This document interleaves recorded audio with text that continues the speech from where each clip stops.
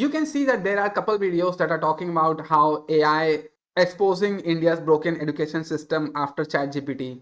I watched this video and not impressed. I'm just not impressed. How AI is ruining education for everybody. I watched this video by Cole Hastings. I mean, I like this video so much. Now, the latest opinions that are coming out of the effect of AI on the education sector is that it is actually ruining the education sector. By education sector, I mean right from the very beginning, like school students, like 4th, 5th grade students, all the way up to research scholars. It has made its way into that level. Teachers are using ChatGPT to make assignments. Teachers are using AI to grade papers. Teachers are giving out research topics, but they are introducing a Trojan horse in it where it says that you should just mention Taylor Swift. And if the student is lazy enough that they will just copy the entire topic and feed it to ChatGPT, there will be a mention of Taylor Swift somewhere. The professor sees it, and now they know that they have cheated their way into making those assignments. This is a classical case of how we have wishful thinking towards the new technology. The education sector is sort of affected by AI now, in the sense that it is now completely flipped the script on us, where we thought that people are getting a lot intellectual, people are getting intelligent, they are getting smarter or whatever. But in fact, they're getting more lazier, and people now don't have the basic skills required for math or reasoning or just, normal aptitude or reasoning capabilities. They don't have it anymore. And it all happened because of AI. So let me put myself in the shoes of a student who is currently studying right now. Even 4th, 5th grade, all the way up to research scholars. I'll talk about it through and thorough.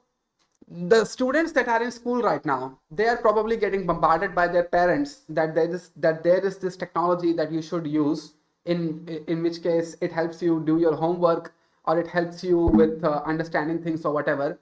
But this is wishful thinking, that you give somebody a technology and they're going to use it for their benefit. But actually what happens is that they are now turning out to be lazy.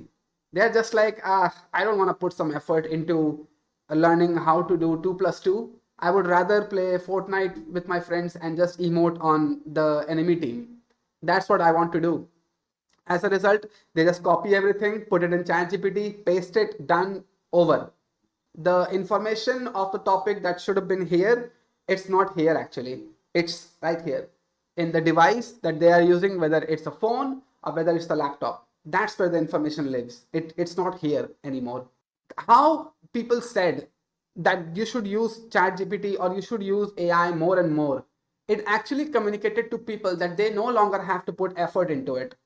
And as a result, the education sector is now in a crisis due to these products. The influence of people on YouTube or anywhere is a factor of it 100%. Where it really gets good is the concept of YouTubers now that are saying that examinations should have AI assistance now. And at that point, I have to question the entire meritocracy or the entire purpose of the education system. It's like people have forgotten why exams exist in the first place. It's because we want to see who has learned the topics, or who is capable enough that is better than other people to actually pull off tasks. There's the hope that if somebody is first rank, then they're going to be the best person to go for the job, to be selected for a job. And if you give them assistance with AI, why bother having an exam at all? The example that was used in the video was that in my daily life, I just have a phone and I can ask ChatGPT whatever and it tells me the answer. So therefore, why should we have students in the examination hall all by themselves? And it's like, do you not see the environment changes here? When you are in the real world, I mean the daily life world where you are using your phone, there are no stakes to it. If even if you get it wrong, nothing is affecting your future in the same sense that an examination does. When you're sitting in an examination hall, there is something at stake. You are going to be given an assessment sheet. You are going to be given a mark sheet that tells you how good you are compared to other people. It is a meritocracy in the truest form. Yeah, people cheat in exams, I know, but so many exams people can't cheat or people don't cheat, or mostly cheating doesn't happen, right? So people have forgotten the entire concept of an exam, what it is. with AI. And now people are saying that you should give out AI assistance. It's like, if you are willing to say that people should be given AI assistance in exams, so let's go back 5 to 10 years. Why weren't people allowed to sit in the exam with their books alongside their examination papers? The books contain all the answers, right? So I can make the same argument that why bother learning anything when it is written in a book somewhere, right? You can say something with physics, something with chemistry, something with math. All the answers exist in a book. So why bother learning it and then not having that assistance and then going to the examination writing everything by hand?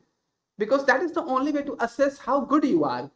That kind of assessment translates into the real world where you will be given positions. You will have opportunities with you. And if you talk about exams like JEE or SSC or TET exams or whatever, everybody just be given out AI assistants. At that point, why bother having an exam? Let's just pick whatever drunkard you can find on the road and just put them up in the higher positions. Because apparently there's ChatGPT. What do skills matter anymore? That is the problem I see with the education sector now, where everybody who was trying to learn everything by themselves, they wanted to be as efficient as possible with their own intuition and intelligence. Now they are getting told to just turn off their brain and just give it to AI. And at that, you can also say that this is natural selection, that lazy people are going to get lazier, and then the people who were brilliant, they're going to stay brilliant. But then why bother having AI at all? Let's just give out books to everybody. Let's completely take away the concept of exams. Just attend normal classes, and not even normal classes. Let's just fire all teachers. Why do you need teachers anymore if you have AI? It's the latest technology, right? It can teach you everything. So let's just get rid of teachers. And if you're going that far, let's just get rid of schools. Why bother finding the best school in your area, getting your kid to be signed up into it, if everything is just if everything can just be found in ChatGPT? Let's just forget about it. Forget colleges. Why bother having a college? This is what, like I say, that this is what the wishful thinking is. We told people that you should use ChatGPT or whatever AI model. I keep saying ChatGPT as if other AI models don't exist. I am that outdated on the knowledge, as if no other models exist. And what did it do? It made people lazy. People in pre-nursery or kindergarten standard teachers are actually resigning from their jobs because they're like, these kids, they don't know how to talk to people anymore. They have found their solace in the Coco Melon or the YouTube or the models that are supposed to help them, but all it's doing is just locking people out. They don't know how to empathize with people anymore. Their entire life is in this screen right here.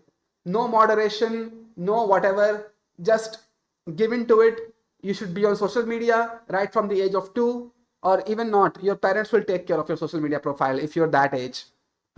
There is no concept of moderation, there is no concept of parenting. It's just not there.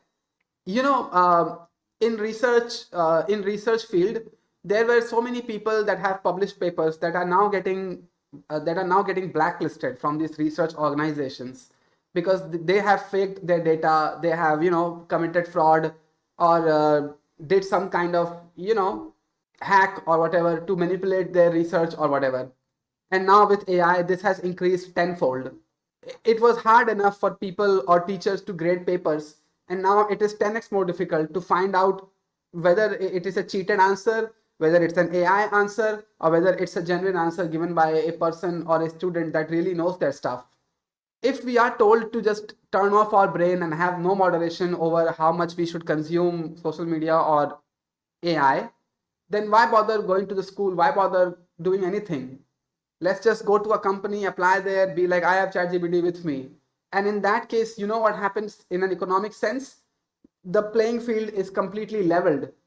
Nobody has any sort of distinction. Nobody can stand out from the crowd. It's all commoditized. People are commoditized, basically. The degrees are commoditized. If you are the first ranker of anything, what do we care? Everybody has GPT, so they are the same intelligence level as you, right? That's the problem that I see with education sector actually suffering because of AI now. It was supposed to be substituting hard effort or hard work or whatever. But what it did, it went extreme, and now people are no longer willing to work hard for learning concept or learning whatever. It's just, eh, I'll just do it. Teachers are becoming lazy now, where they are like, why should I put effort into grading these papers? Let's just pass it off to an AI, it will do it for me. Again, I'll say, if you want to use models, if you want to use AI, do it. But in moderation, you should know that it is taking away the ability of your head to make some effort, to actually think, to actually go through some struggle and then finding out answers. It is substituting all of it for you. As a result, you don't you today you want to put an effort, tomorrow you 50% effort is AI, 50% is you, and the third day it's 100% AI. You will be like, why should I bother? That's how we get vibe coders. This is how people don't have anything to distinct to be able to say that I'm different from everybody else. This is what gets you a meritocracy, this is what gets you a distinction, and it's all getting taken away because of AI. The parents themselves are hooked to these social media devices and social media whatever, the Facebook reels or the LinkedIn or whatever. They're hooked to it to the point where they don't want to look at their kid anymore. The kid is like barely speaking, barely they can understand the world around them, and in that age they are given an iPad. They are like, here, just take it, just shut up, stop crying, let me now go into the corner and just scroll Facebook reels to see what my friends are up to. This is what the latest stage of parents are now.